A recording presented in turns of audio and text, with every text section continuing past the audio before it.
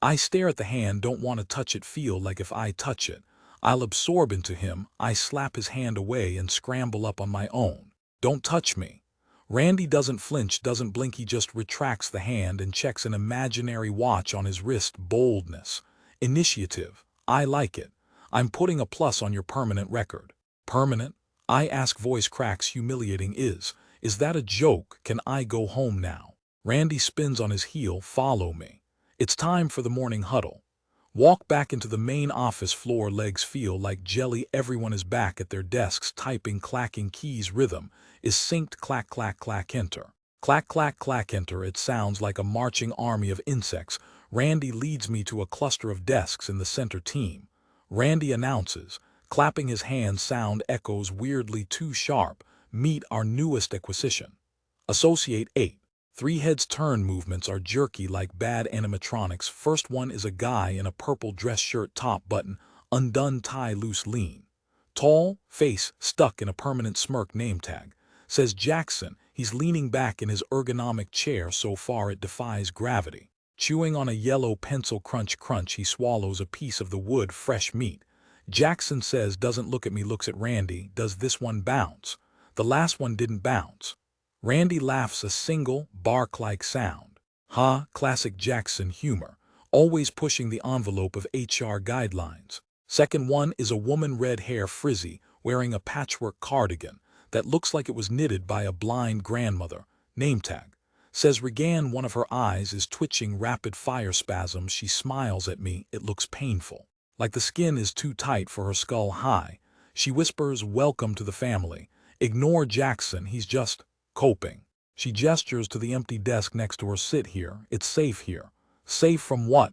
I ask. Regan's smile falters for a microsecond, then snaps back into place. From the metrics, silly. Third one is huddled in the corner wearing a tragedy mask. No, wait, it's just a guy with a face so pale and droopy it looks like melting wax. Holding a stapler like a security blanket, shaking. Name tag. Says Greg. He doesn't look up, just mutters, my stapler keeps crunching. My stapler keeps crunching. I sit in the empty chair next to Regan's chair. Is warm, uncomfortably warm, like someone was sitting here 5 seconds ago. Look at the desk computer monitor. Is an old CRT block screen. Is flickering green. No Windows OS, no Mac. Just a blinking cursor and a list of file directories. C/happiness C/workflow C/pain. I try to alt-tab, nothing happens. Keyboard is sticky. Look closer at the keys, they aren't letters. They are symbols. I tooth gear, smiley face. What the hell is this interface? OK team. Randy shouts from the center of the room. He's holding a megaphone now. Where did he get a megaphone? He wasn't holding it 3 seconds ago. Today's mission is simple. We have an infestation of gloom bugs in the server farm. Gloom bugs eat productivity. They convert joy into static. Whoever catches the most gets a token for the vending machine. Jackson spits out a splinter of pencil wood, dibs on the crowbar. He says he reaches under his desk and pulls out a literal crowbar. Painted bright red, looks like a cartoon prop, but it makes a heavy metal asterisk thud asterisk. When he drops it on the desk, Regan sighs. She opens her drawer and pulls out a net, a butterfly net. Come on, new guy.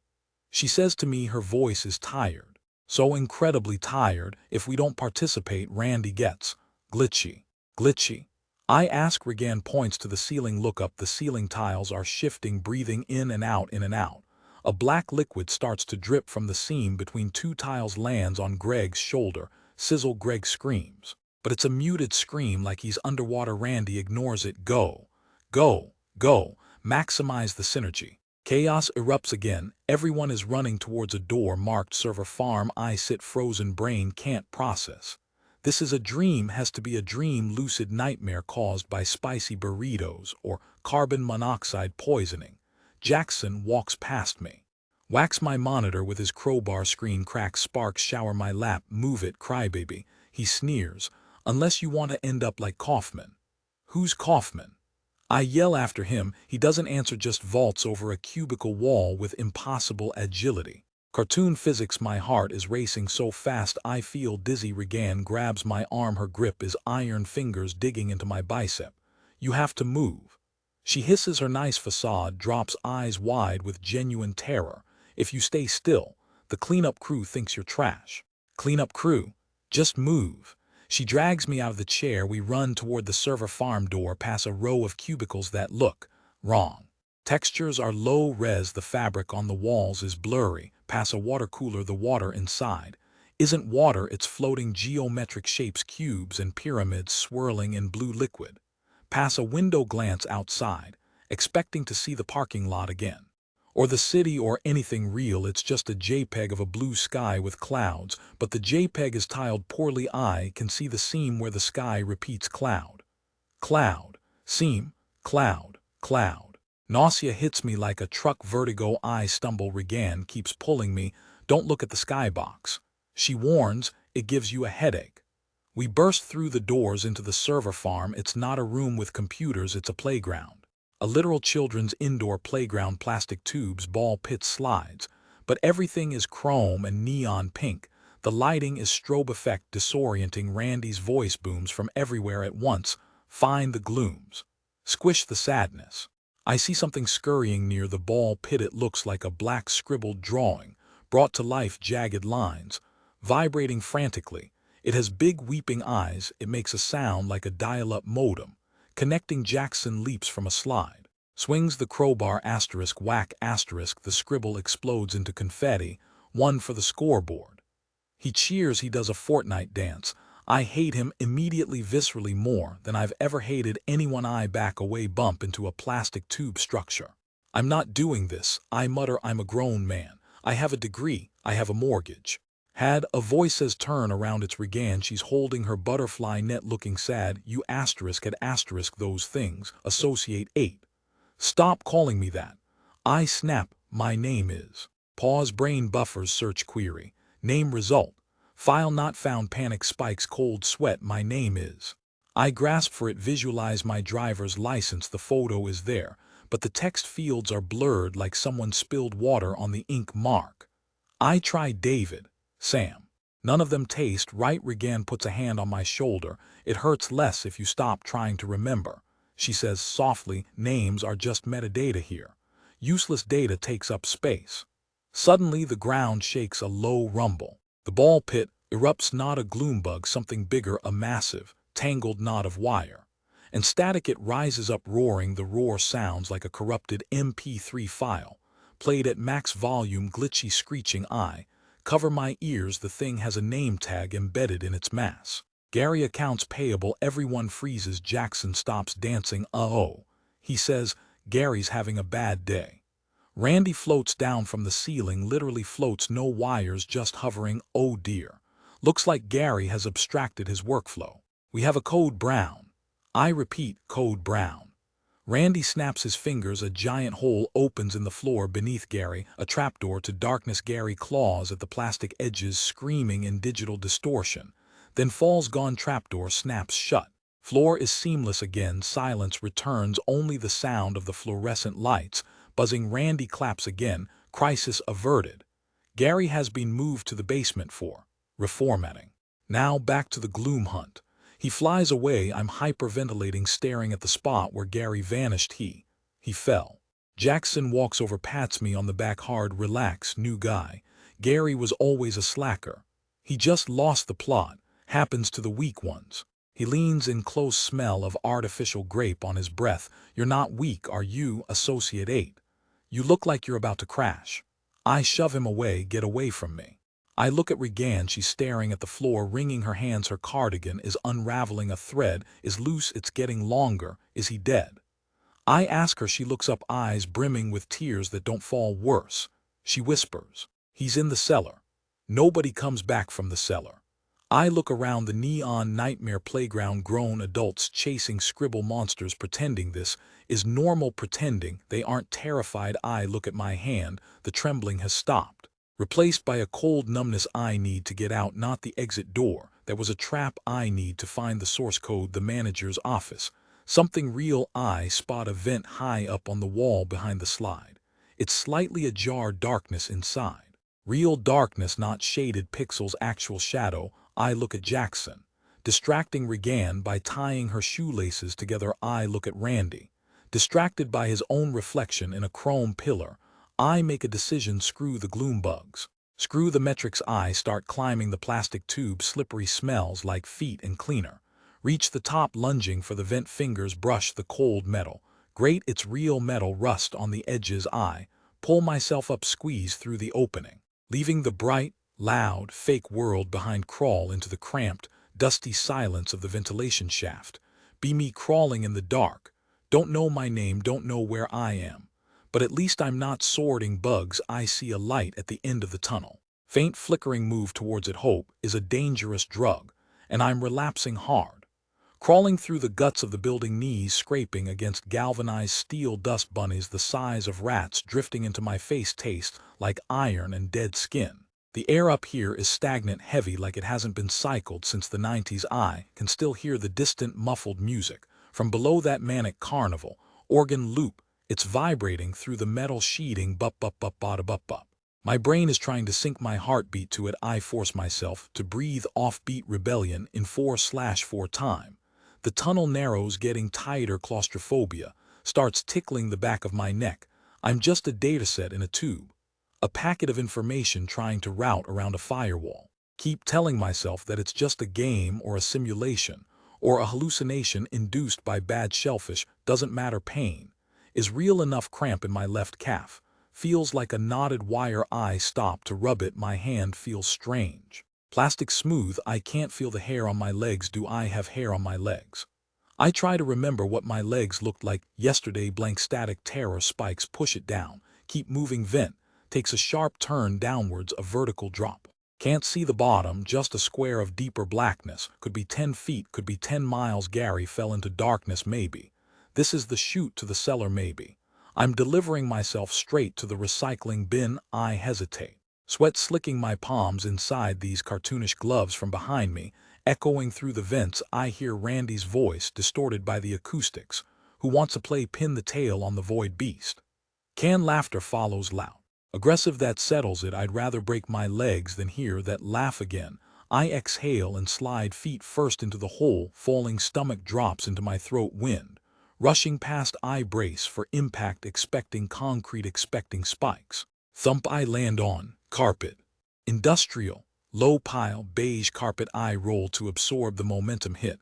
A wall, drywall, gives a hollow thud. I lay there for a second, groaning, waiting for a prompt, waiting for Randy to pop out of the ceiling with a confetti cannon. Silence, absolute, oppressive silence, the kind of silence you only get in an office building at 3 a.m. or inside a coffin. Slowly stand up, brush off the dust. I'm in a hallway, fluorescent lights overhead flickering slightly, humming that distinct, maddening electric buzz. ZZZZZZZZZZZZZZZZT. Walls are painted a color that doesn't exist in nature. Institutional cream, faded motivational posters. Every 10 feet, synergy is the key. Teamwork makes the dream work. Stock photos of smiling people in suits shaking hands, pointing at charts. I look closer at one of the posters. The people's faces are blurry, pixelated, like the texture didn't load properly, just vague, flesh-colored smudges where eyes and mouths should be. Shiver runs down my spine. Start walking, shoes squeak against the linoleum transition strip. Check the first door on the left, lock. Check the second door, handle turns. I push it open. It's an office, generic cubicle setup. Monitor, keyboard, ergonomic chair. A mug on the desk says, Mondays, am I right? I walk and reach for the mug. It doesn't move. I pull harder. It's fused to the desk, part of the geometry.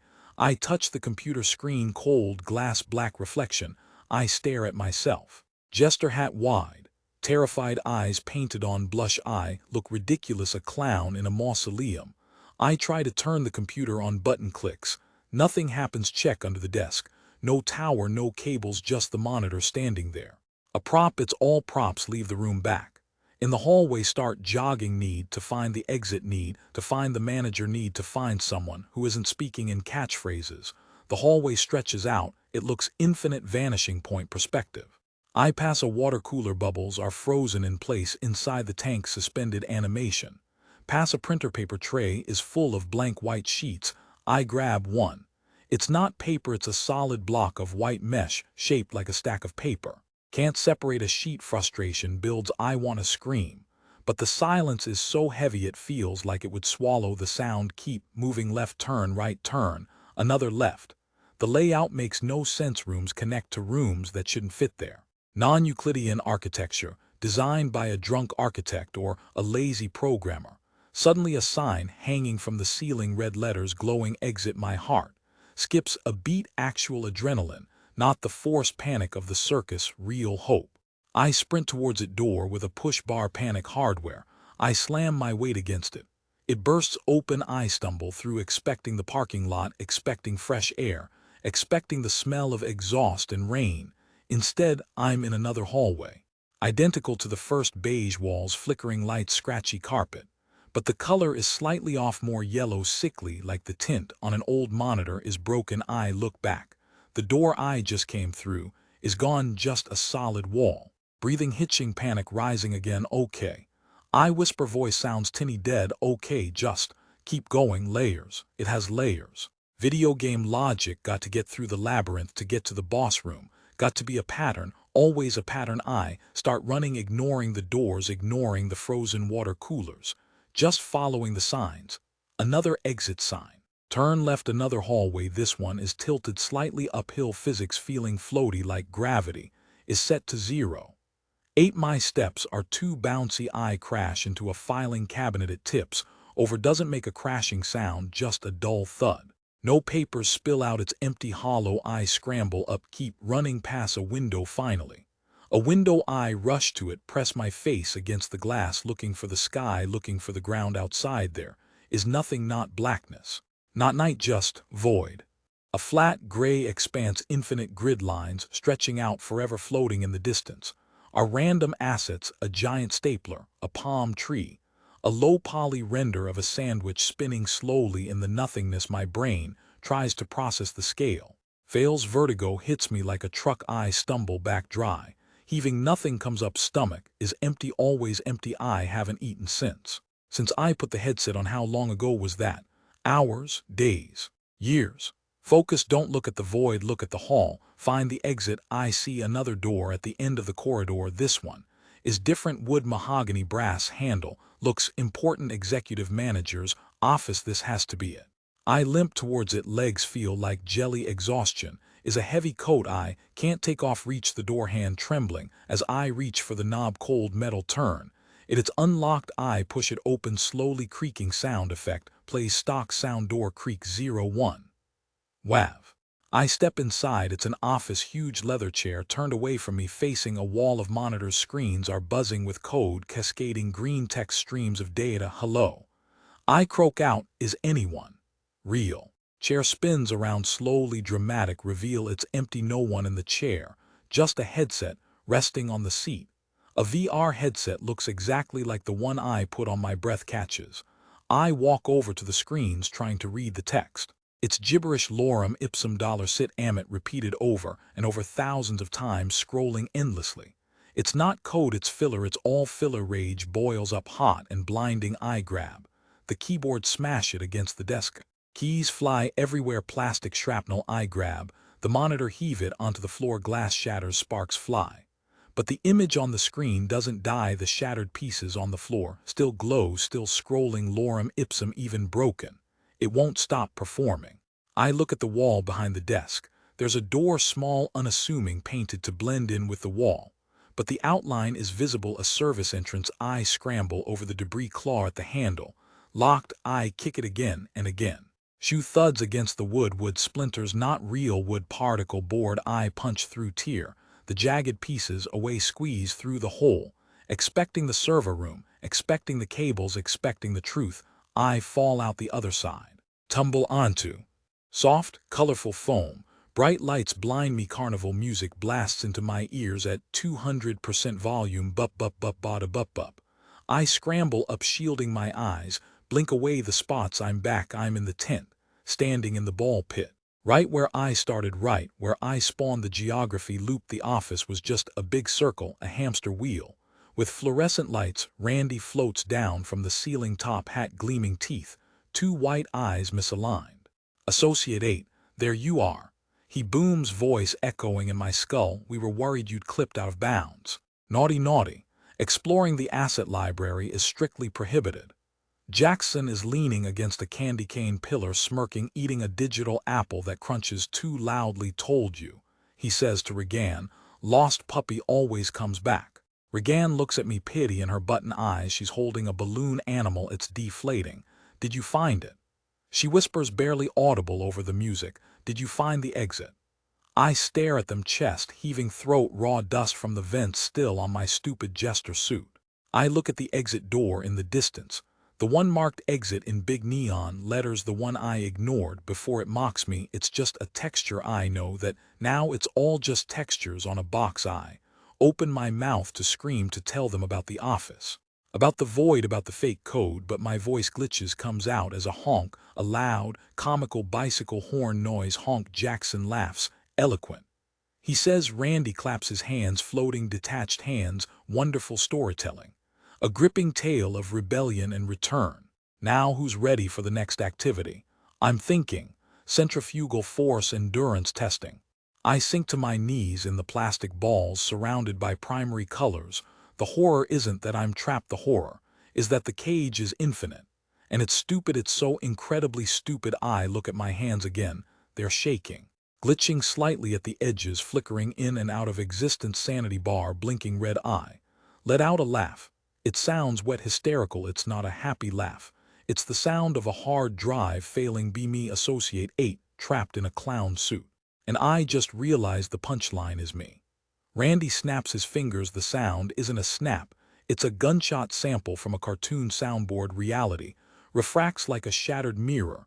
The ball pit dissolves into a slurry of jagged polygons. The tent walls stretch and tear. Loading screen, a spinning hourglass that looks like Randy's head. Text at the bottom reads, fun fact, pain is just a state of mind. World re-renders. We are outside now, or what passes for outside. The sky is a flat, unmoving JPEG of dayglow. Clouds. The ground is a checkerboard texture that hurts my eyes if I look at it too long. We are standing on a floating platform, suspended in a void of pastel. Static in front of us is a monstrosity. A carousel, but instead of horses it's giant, rotating eyeballs with saddles. The pupils are dilated and bloodshot. Randy floats above us, arms spread wide. Behold, the Akalo whirl, testing endurance of the inner ear and the soul. Strap in, superstars. I don't move. My legs are heavy, filled with lead code. I'm still thinking about the office, the beige walls, the hum of the fluorescence. It felt more real than this. It felt quiet here. The audio is a constant assault. Calliope music layered over synthesized laughter looping every 8 seconds. I can hear the seam in the loop. A tiny asterisk pop, asterisk of static. Before it restarts. Pop doodly doo doo doo, pop doodly doo doo doo. Jackson shoves past me, shoulder checks me with zero collision detection. Our models clip through each other for a second, a sensation like dipping your arm in ice water. Move it, new guy. He sneers, don't hold up the cue. I want the one with the glaucoma. He hops onto a milky white eyeball. Regan gently touches my arm. Her hand is soft fabric, but underneath I feel the rigid wireframe. Come on. She says, voice trembling with forced cheer. It's better if you just do it. If you don't participate. Randy gets creative. I look at her, really look at her. One of her button eyes is hanging by a thread, swinging like a pendulum. I saw the back. I whisper, my voice sounds compressed, low bitrate. I saw the cubicles. Regan, I saw the computers. We're code, we're just assets. Regan's smile falters. The corners of her mouth twitch, a glitch in her facial animation. Rigging. Don't. She hisses, looking up at Randy. Don't talk about the outside. That's how Kaufmo started. Just get on the eye. I climb onto the saddle. It feels like warm leather, warm, breathing leather. Disgusting. Randy pulls a giant lever that appears out of thin air, commencing spin cycle. The machine lurches. Physics engage violently. My head snaps back. Whiplash isn't real, but the disorientation is. The world becomes a blur of neon smear. Faster, faster. Centrifugal force presses me against the saddle. My stomach drops. But I have no stomach, just a hollow space in my mesh where nausea should be. I dry heave anyway. Phantom bile rising in a phantom throat. Jackson is laughing, manic, screeching laughter. He's standing up on his saddle, defying the gravity simulation. Harder. He screams at the sky, spin us until we crash the server. Regan is screaming too, but it's a scream of terror masked as delight. Wee. She cries flat monotone, "This is so much fun. I am having a high volume of fun." I close my eyes, bad idea without the visual anchor, the motion sickness triples. And I see the office again, burned into my retinas like screen burnin', a dead pixel in my mind. I see the empty desk, the headset resting on the keyboard, dust motes dancing in the sterile air. That was the exit, that was the real world. And I walked away from it because I was scared of the silence. I walked right back into the noise. The ride accelerates beyond logical limits. The wind roars, tearing at my jester hat. My avatar starts to stretch, polygons elongating. Spaghettification. I look at my hand gripping the saddle horn. The fingers are separating from the palm, floating a few inches away, connected by thin, jagged lines of light. I'm coming apart, unraveling at the seams. Stop! I yell. But the wind steals the sound. Stop the ride. I want to get off. Classic line cliché. I hate myself for saying it. Randy's face appears in the sky, huge, translucent. What was that? Associate 8. You want to go? Asterisk faster asterisk. Initiated. The world turns white. The sound condenses into a single, high-pitched sine wave. E. My consciousness feels like it's being put in a blender. Memories of my real-life flash by corrupted. My mother's face replaced by a low-res texture of a sunflower. My first car replaced by a clown car. My name, my real name, it's on the tip of my tongue. Starts with A. Starts with PX. File not found. Abrupt stop. Physics reassert instantly. Inertia is cancelled. I fly forward anyway, thrown from the saddle, faceplant onto the checkerboard floor. No pain, just the dull impact sound. Asterisk thud asterisk, like a sack of flour hitting concrete. I lie there, face pressed against the cold, fake tile. The world is spinning even though I'm still. My HUD is flickering. Status. Nauseous status. Critical status. Redacted. Regan helps me up. She's stumbling too, vomiting digital confetti. Little colorful squares that dissolve before they hit the ground. Good ride. She gasps, wiping her mouth. Very stimulating. Jackson hops down, looking completely unaffected. He kicks a pile of Regan's confetti. Vomit. Weak. He mutters, glancing at me. New guy, almost knock-lipped. Saw you flickering. 8. You better patch that up. Randy doesn't like buggy assets. Look what happened to the last guy. He points a long, rubbery finger towards the edge of the floating island. There's a cellar door there, padlocked with big, comical chains. I can hear something banging against it from the inside. Something heavy, something angry, and a sound, not a voice, but the sound of a dial-up modem screaming in agony mixed with a dog growling. Regan shudders, pulls her arm away from mine. Don't look at it. She whispers, that's the cellar. That's where the abstracted go, when they lose the plot. Randy descends, confetti falling from his sleeves. Spectacular performance. Endurance test passed with flying colors. Literally, look at all those colors. He gestures to Regan's vomit. Now who's hungry? Digital banquet time. Virtual ham, virtual glop, virtual sustenance. The others cheer, robotically programmed responses. They march towards the food court. I stand there swaying, staring at the cellar door. The banging stops for a second, then resumes, rhythmic, desperate. It sounds like someone trying to break asterisk out asterisk. Or maybe someone trying to break asterisk in asterisk. I look down at my hands again. They look normal now, the glitch is gone. But I can feel it under the skin, a buzzing like bees in my veins. I look at the exit sign in the distance, hovering over the void. It flickers off, then on, then changes text for a millisecond. No escape, then back to exit. Nobody else saw it, nobody else is looking. Jackson yells back at me, coming, jester. Or are you gonna stare at the skybox all day? I take a step.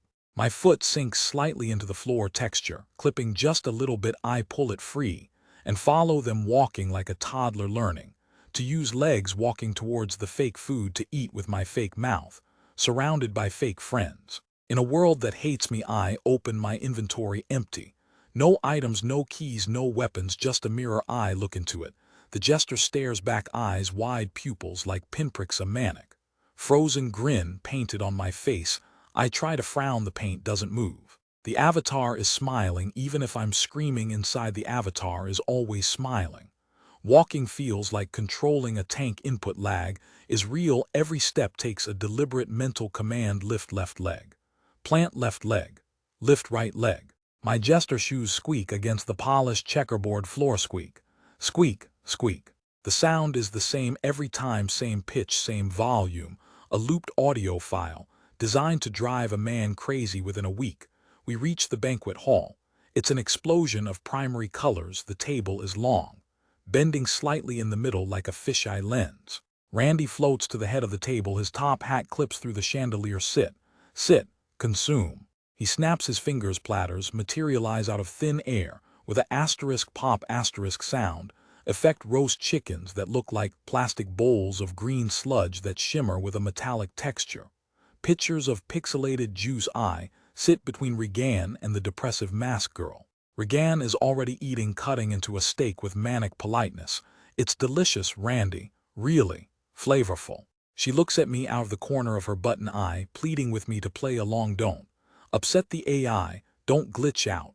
Don't go to the cellar. Jackson grabs a drumstick, bites it. No crunch, just the sound of a cartoon bite. He chews with his mouth open, staring at me. Eat up, new guy. You're gonna need the energy for tomorrow. Tomorrow? I ask. My voice sounds tinny, compressed. What's tomorrow? Same as today. Jackson laughs. And the day before that. And the day before that. He leans in close. His breath smells like ozone and burnt sugar. Time isn't real here, idiot. Randy just resets the skybox when he gets bored. I look down at my plate. There's a pile of gray mash. I pick up a spoon. It feels weightless. I scoop the mash into my mouth, textureless, flavorless. But my brain registers sweet, because the code says so. It's like eating a picture of food. My stomach doesn't fill up because I don't have a stomach. I have a collision box where a torso should be. I look past Randy, past the feast, towards the edge of the tent. There was a door there earlier. I swear there was an exit sign. Glowing red, a way out to the office, to the void, to anywhere that isn't this hell. But now it's just a wall painted with a crude mural of a smiling sun and happy clouds. The sun's eyes are following me. A glitch runs through my hand again. Flicker. I drop the spoon. It falls through the table, knocklipping straight to the floor. Nobody notices. Except Randy. He pauses mid-sentence, his giant teeth grinding together. One eye twitches. Oopsie.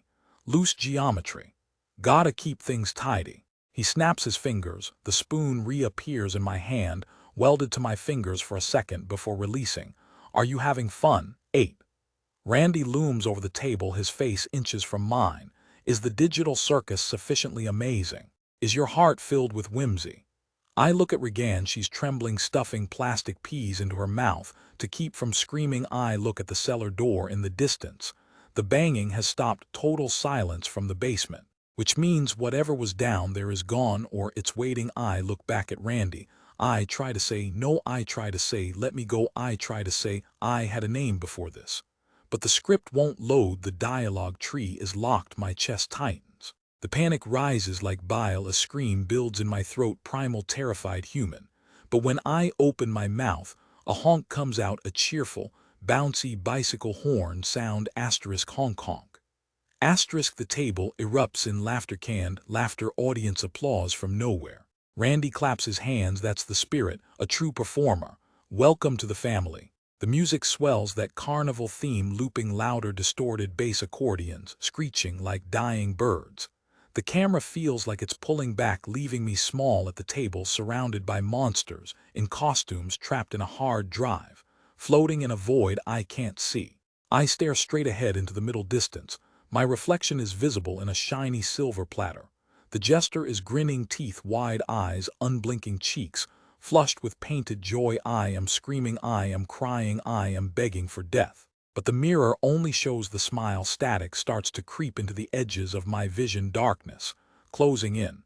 But the smile stays. The smile is the only thing that's real. End of file.